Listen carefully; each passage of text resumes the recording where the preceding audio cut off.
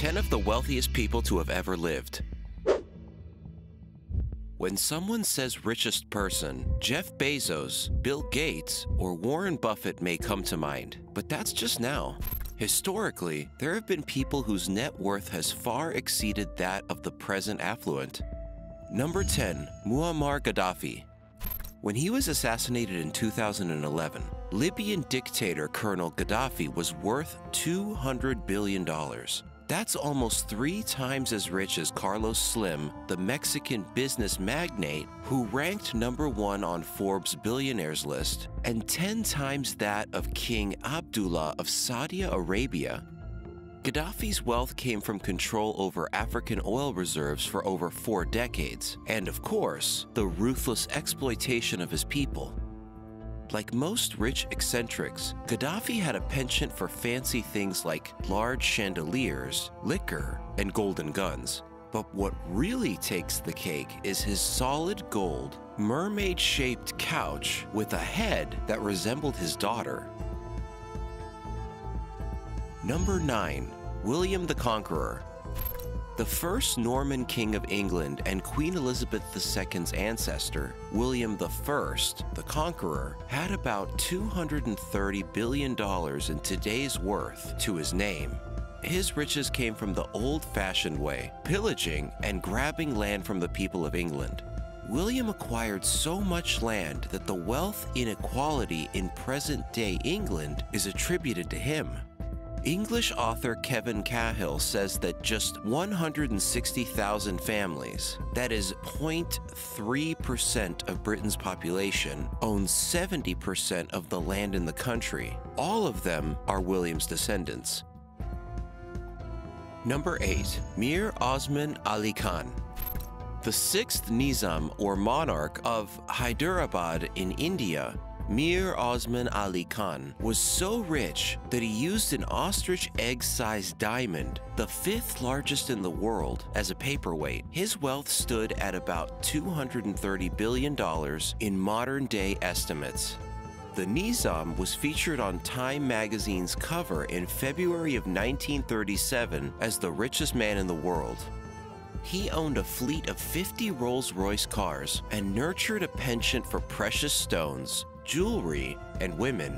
It is said that when he died, he left behind 86 mistresses and over 100 children. The Nizam was a faithful ally of the British Crown, due to which he was one among the 5 Indian princes to receive a 21-gun salute from the British. Number 7, Nikolai Alexandrovich Romanov. You probably remember Nicholas II as the last Tsar of Russia. Before the Russian Revolution took place, he was worth $300 billion during his reign.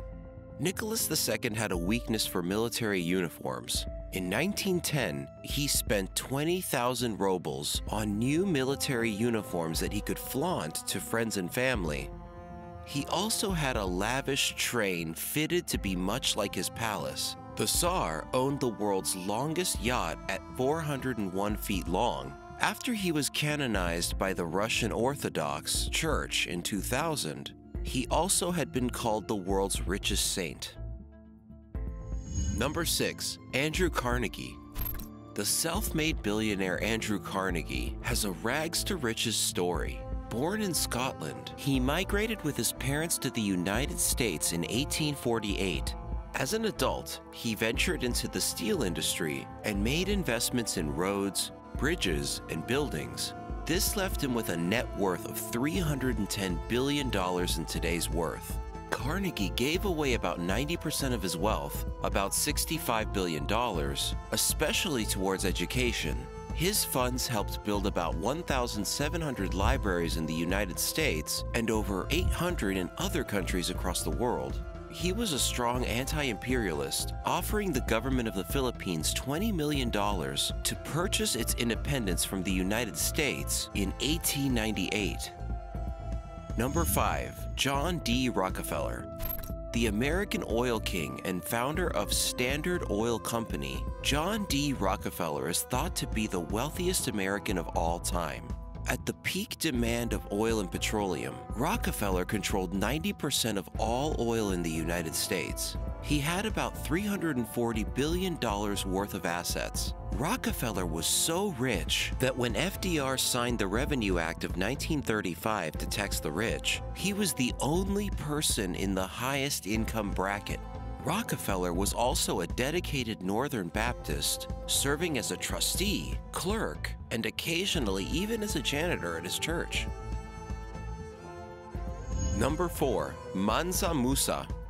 The 14th century West African ruler, Mansa Musa, controlled over half of the world's salt and gold production during his reign. Although his wealth was incalculable, some think he was the wealthiest individual to have ever lived, with a net worth of almost $400 billion.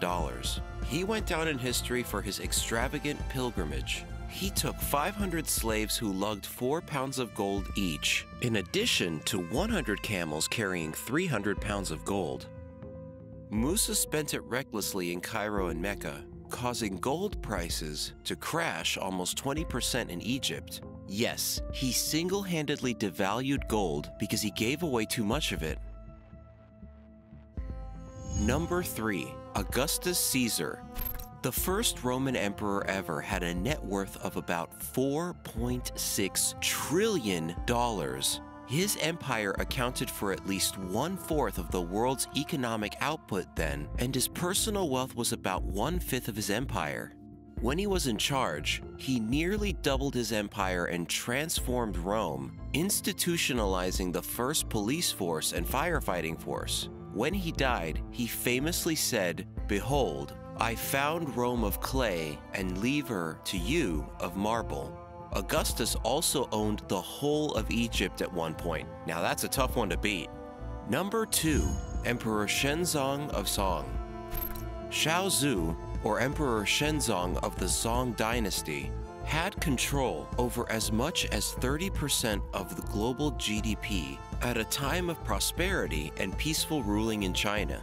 Emperor Shenzong was a skilled tax collector, while also being a balanced ruler. He institutionalized various programs to help poor peasants and the unemployed, which many believe set the precedent for the modern welfare economy. Although difficult to pinpoint his exact personal wealth, empires back then were highly centralized, meaning much of the wealth was the emperor's own.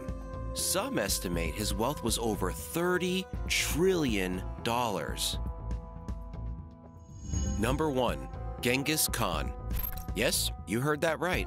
At the top of our list is the Mongolian marauder, who was responsible for the deaths of almost 40 million people. When he would conquer a land, Genghis Khan would slaughter all the inhabitants and take over their land and possessions.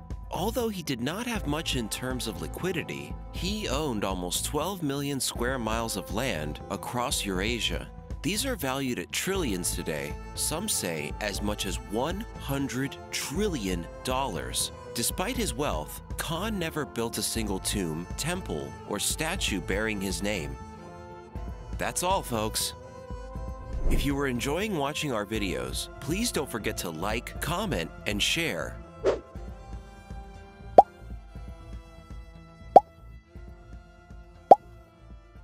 Also, do follow us on YouTube.